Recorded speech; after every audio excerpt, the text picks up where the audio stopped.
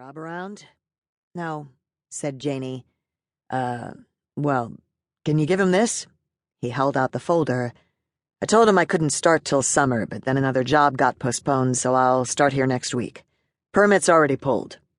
He checked his watch. The crystal so scratched it must have been hard for him to see the face. I'll pick those up tomorrow. If he wants to call me, the number's there. The man waited for a response, which was not forthcoming. Janie stared back at him for a second, then glanced away. Okay, he said, his lips flattening into a confused smile. He walked quickly to his truck. When he opened the driver's side door, Jane saw Malinowski Custom Design Incorporated, written in curling maroon script on the door panel. Pelham, Mass. Was in smaller type below it. He's from here, she thought. Not that it mattered. Who's that? Dylan asked, the little metal Monopoly dog bounding around the board. Some guy, said Janie, and tossed the manila folder on the stairs. Thursday night. It's my screened porch. Maybe a birthday present? Where on earth did he get the money? Already paid for half of it. Already signed a contract with that Malanucci guy.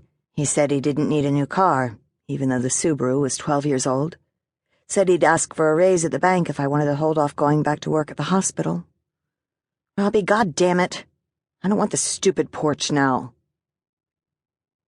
Shelley Michaelman banged on the front door, opened it a face width, and yelled, "Hey!" "It's open," Janie called from the back of the house. This was not very far. It was a small house, a cape, the modern version of a colonial style that had been built with zeal throughout the Boston suburbs in the 1930s and 40s. The front door opened directly into the living room. To the right was the kitchen, just big enough to hold a round butcher block table and 4 chairs. The painted white cabinets and counters devoid of all but the most necessary small appliances kept it from feeling claustrophobic. A staircase divided the living room from the kitchen and led up to 2 bedrooms on the second floor, their ceilings slanting down toward the eaves on the front and back of the house. Janie was in the tiny office behind the living room rummaging through bank statements. "I know it's open," said Shelley, her heels clicking authoritatively on the muddy green manufactured tiles. "I opened it. What are you up to? What's that? Good God, this room's a mess." Janie found Shelley's relentlessness exhausting, but Janie found most people exhausting these days. "I don't even know," she said. "Pfft," said Shelley with a flick of her hand. "For a man who worked at the bank, you'd think he'd have kept his files better. Look at this. These dates are all mixed up. What are you in here for, anyway?" "This guy came by yesterday, Malinowski or something. I guess Robbie hired him to build a screened porch on the front of the house." "Oh," said Shelley, uncharacteristically still for a moment. "Tug." "Pardon me?" Janie said, irritated. "The builder. He did my renovation, remember? Very clean. You never have to clean up after him. Well, you know you have to vacuum all the time when you're under construction. But other than that, I mean, no little slivers of wood or bent nails, no cigarette butts under your rhododendrons.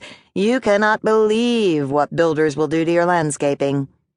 "Shelley," Janie wondered how it was that this woman, the next-door neighbor with whom she had managed to strictly wave from the driveway relationship for the better part of 6 years, was suddenly in her house all the time now, issuing orders like the commander of a ship taking on water. Shelley tapped the back of her index finger delicately under her nose. "Robbie asked me for his number last fall. I think it was supposed to be a surprise." Janie felt the familiar tingling in her gums and the tightening of her throat. "You think maybe this was something you could have mentioned?" Janie told herself to calm down, take a breath, but that never worked these days. "You know, now that he's dead?" Shelley gave her a mildly apologetic nod. "I definitely would have, bub, you know, if I hadn't been distracted with coordinating all those meals people were bringing and driving Dylan to preschool and all."